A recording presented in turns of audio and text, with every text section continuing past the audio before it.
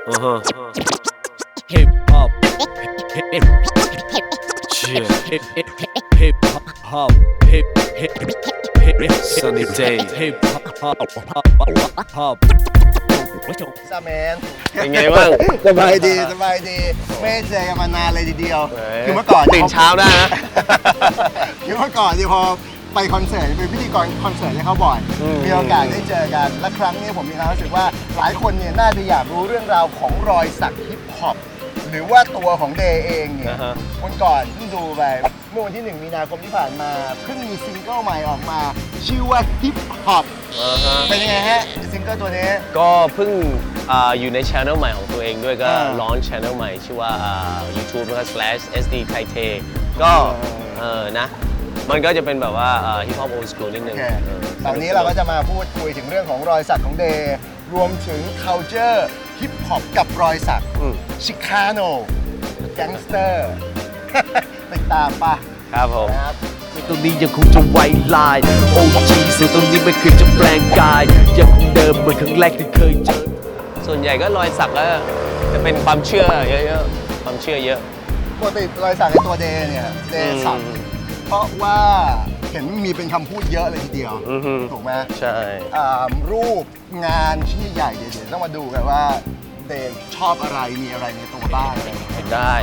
เดี๋ยวก็อธิบายค่อยๆอธิบายไปเรื่อยๆเดี๋ยวมันจะมีร้านเครปอยู่ตรงนี้อันหนึ่ง ได้เดี๋ยวพาไปเดย์พาไป แต่ทีเนี้ยเรายังไม่ได้ไปขอถ่ายต้องแบบฟรีสไตล์เข้าไปเลยนะ เดี๋ยวลองดูไหมล่ะเพ โอ ราะว่า เค ถ้าไม่ได้ก็ยืนถ่ายแม่งหน้าร้านเลย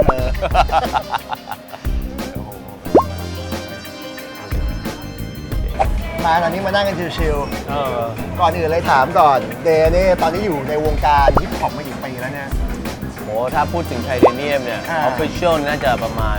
18 ปีแล้ว 18 ปี เข้าปีที่18เนี่ยปีเข้าปีที่ ก่อนที่จะมาเป็นไทเทเนียมเนี่ย 19 ตอนนั้นเดย์ทำอะไร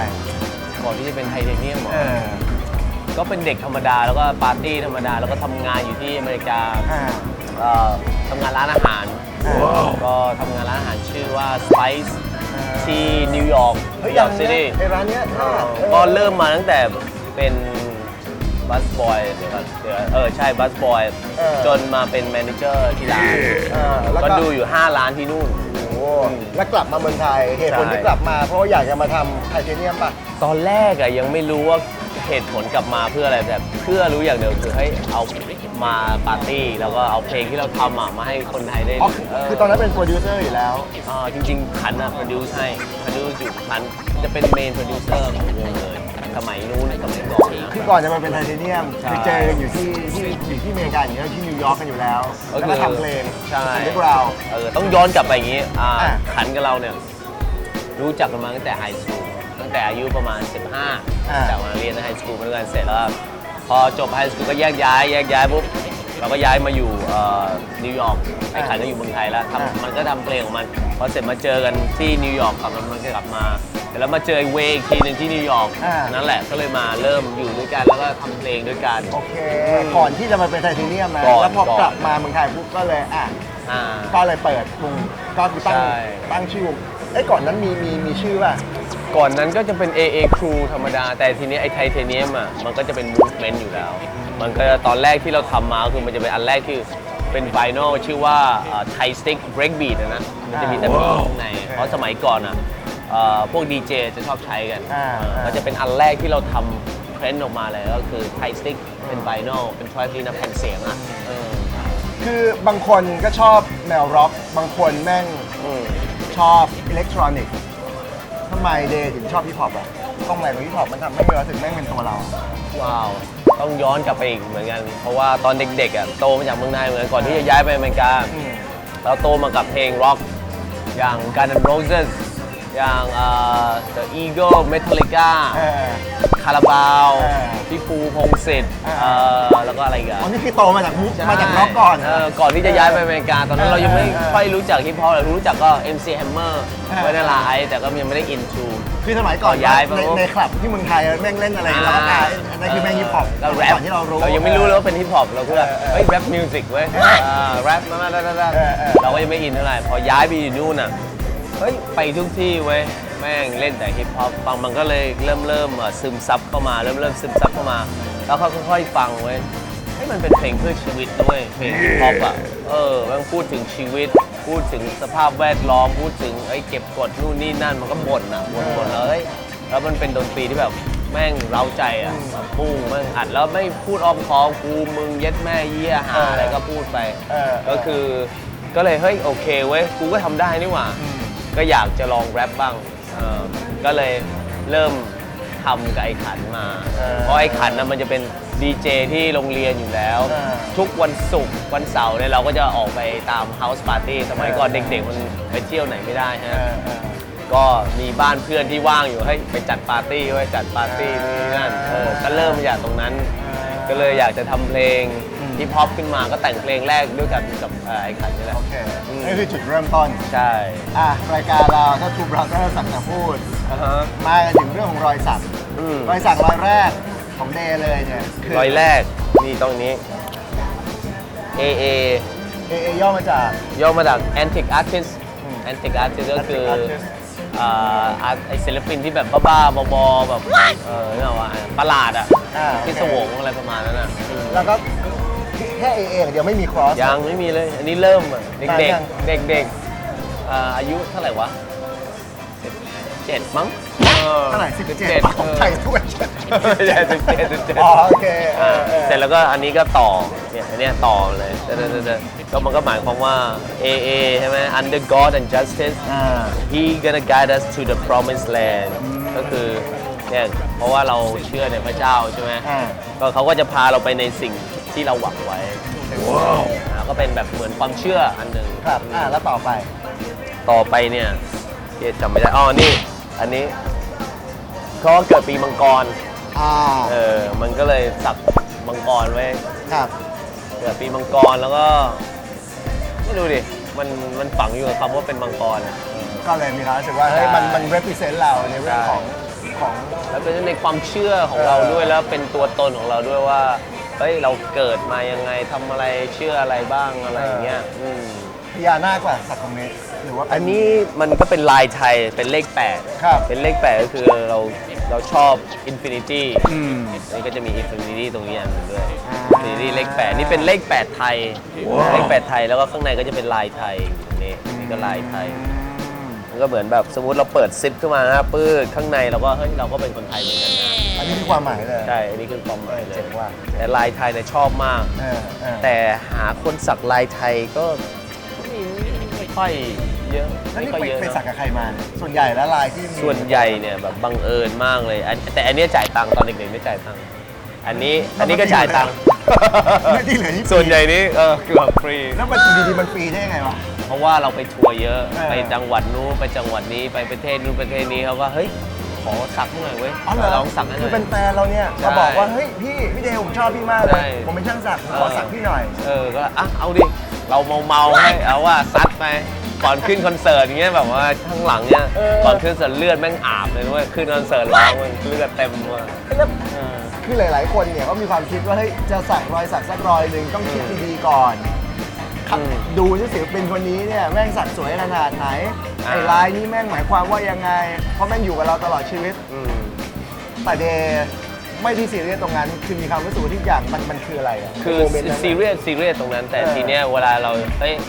พี่สักให้หน่อยดิเวลาเราก็คิดละอาจจะสักวันนั้นวันนี้เราก็รู้อย่างสมมติอย่างเนี้ยอันเนี้ยน้องรุ่นน้องก็สักให้เหมือนกันอันนี้คือ Jesus Pray ก็คือคำอธิษฐานของพระเยซูเราก็จะสักลงไปก็คือบทพระคัมภีร์ของพระเยซูนี่แหละ Our Father who art in heaven hallowed be thy name thy kingdom come thy will be done ก็คือแต่เขียนเป็นภาษาไทยก็เป็นความหมายก็อันนี้ก็เป็นความหมายอันหนึ่งที่แบบว่าอยู่ในใจของเราแล้วก็เห็นเป็นตัวเลขเนี้ยเป็นเลขไทยเนี่ยก็คือบัตรประชาชนนะครับเพื่อที่บัตรประชาชนอยู่ตรงนี้ใช่ไหมอันนี้ก็เป็นดอกบัวก็หมายความว่าสมมติเหมือนดอกบัวที่เหมือนศาสนาพุทธที่เขาคิดว่าคนที่อยู่ใต้น้ำว่าความพอเธอโผล่มาแล้วนั่นแหละคือความสว่างสดใสแล้วก็ความมีปัญญาไม่อยู่ใต้น้ำอันนี้คือโผล่ขึ้นมาแล้วมันกำลังจะบานเลยโอ้โหเยี่ยมเคยได้คิดยังไงถึงสักบัตรหมายเลขบัตรประชาชนก็เลยก็พี่ พี่เฮ้ยผมขอสักให้หน่อยดิพี่เอาตรงไหนเนี่ยพี่เอาตรงไหนดีว่าตรงนี้เดี๋ยวกูยังคิดไม่ออกเฮ้ยเอาเลขแล้วกันก็เลยเนี่ยสักเลขประจำตัว อะไรแบบนั้นอย่างน้อยก็มีความหมาย สวยฮะขอบคุณมากครับ ชอบไหมมีสักปะไม่มีเดี๋ยวไปที่ร้านเพื่อนได้นะ อยู่สุขุมวิท53 ได้ตรงนี้ตรงติดกาทองหล่อใช่ไหมได้ครับ ได้มีเพื่อนช่างสักเต็มเลย เขาเบอร์เอาไว้ให้ได้ ฮะ เขาเบอร์เอาไว้ให้ได้ โอเคขอเบอร์ได้เบอร์ของช่างเหรอโอเคได้เดี๋ยวให้ ผมไม่นานแน่นะผมมาครับ โอเคเดี๋ยวเขียนให้ แต่ผมไม่คง สดดีนะ มันแบบชอบ ลองเข้าไปดูรายการใน YouTube Tattoo Brothers Tattoo Brothers เราเข้าไปเสิร์ชดู 081 ดูกันได้นะมีทั้งตัวเลยเนี่ย ก็ใช่ครับ ชื่อเพชรนะ ชื่อเพชร ครับผมแล้วก็มี YouTube ด้วยใช่ไหมครับ เราเข้าไปดูใน YouTube Tattoo Brothers Tattoo Brother สัก แต่ แต่ พู พู ด ดกูสักแต่กูยังพูดอยู่ พี่สักมาจะเท่าไหร่แล้ว โอ้สักมาเกือบ 30 ปีแล้วมั้ง 30 สักมาตั้งแต่อายุ17 16 17 ขนาดสวยอยู่ นี่เป็นคนอะไรเนี่ย คนในฝัน อ๋อเหรอพูดภาษาไทยได้เก่งว่ะ ลองดูวางไทยให้หนักแล้ว มีเมียไทยดิ จะมีแฟนด้วยเหรอ อ๋อ ก็เลยเขาสวยให้มันกับอะไร โอเค ขอบคุณนะครับเรื่องครับขอบ เจอ คุณ กัน ครับ ยินดีด้วย ครับผม ขอบคุณครับกลับมาต่อ โอเค เป็นไง ต่อ สดๆแกคงชอบรอยสักจริงๆเลย แล้วยังไม่เคยสักด้วยเดี๋ยวจับไปสักเลยดีกว่าโอเคกลับมาต่ออันนี้คือ เมื่อกี้ เรื่องที่ สิ่งตัวเลข เออ โอ้วันนั้นก็น้องก็บอกว่าสักอะไรดีก็เลยคิดว่าสักตัวเลขเราแล้วกัน ไม่มีอะไรที่มันแปลกๆเลย ตัวเลขธรรมดามันก็ธรรมดาไปต้องเป็นเลขไทยดีกว่าก็เลยกลายเป็นอันนี้มามันจะอาจจะเหมือนดูเป็นยันแต่ไม่ใช่นะครับ มาตรงนี้นิ้วให้มาอยู่ดี เราถึงเลือกที่จะลงมาตรงนี้ มาที่นิ้วนี้ ก็ตอนนี้มันเป็นพระอาทิตย์ใช่ไหม ใช่ ตรงนี้เขาบอกว่า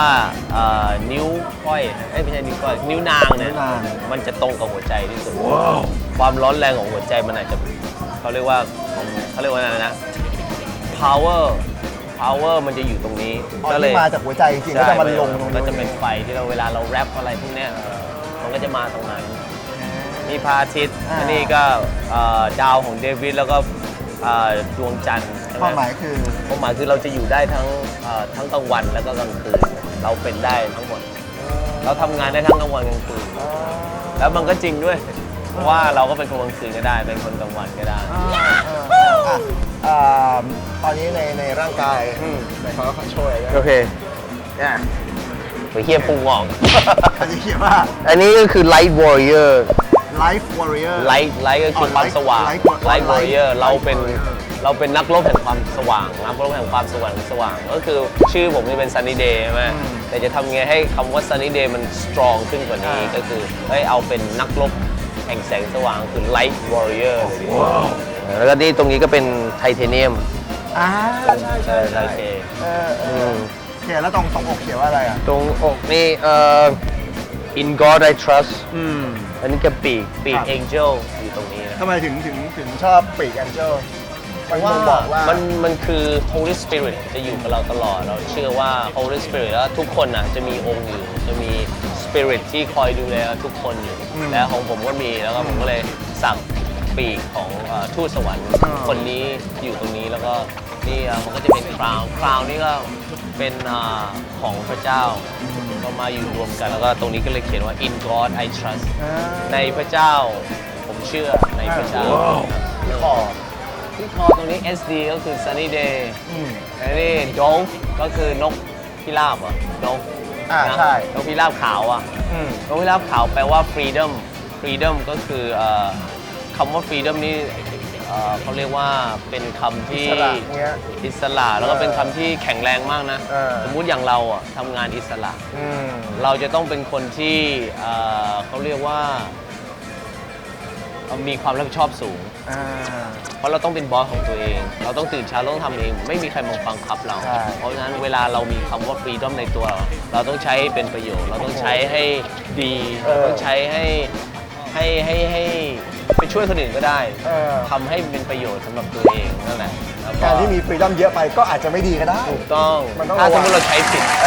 ใช้ผิดฟรีดอมเยอะเกินไป อาจจะหลงทางอาจจะหลงผิดไป whatever เราก็ไม่รู้ เดย์คิดว่าเดย์สักเยอะไปไหมขึ้นคอ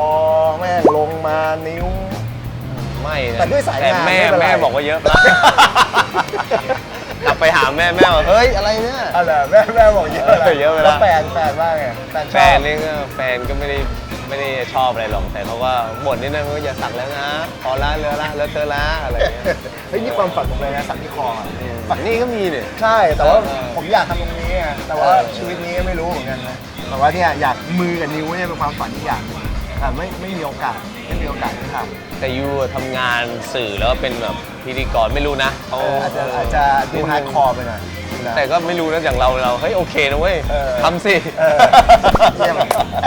ถามนิดนึง อ่า คิดว่าทำไมถ้าเกิดเรามองฮิปฮอปเปอร์เนี่ยหรือว่าพวกฮิปฮอปที่ต่างประเทศเนี่ยแม่งสักกันเยอะมากเลยทำไม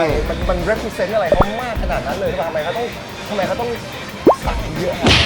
จริง ๆ มันก็ไม่ได้มันจริง ๆ มันทุก culture นะ เออ ถ้าสมมติอย่างร็อก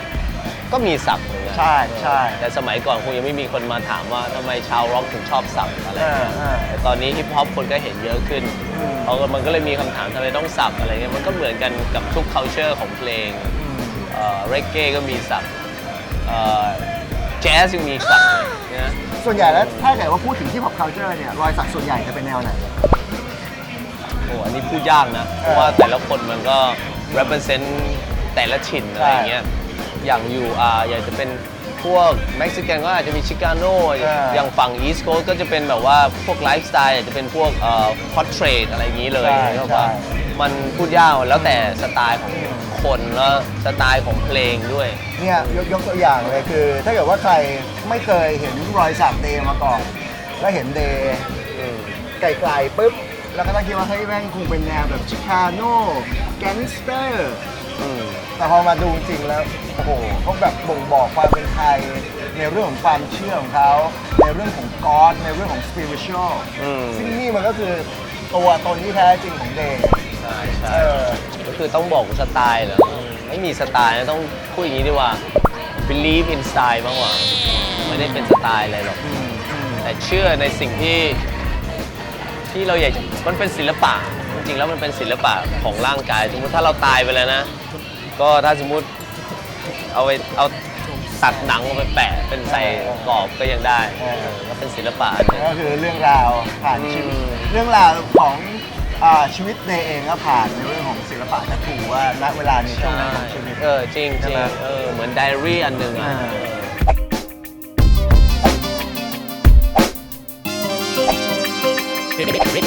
Hip hop, hip hop. โอเคก็อยากจะบอกฝากทุกคนเลยว่าการที่เป็นศิลปินน่ะไม่จำเป็นที่จะต้องสักนะครับเพราะว่า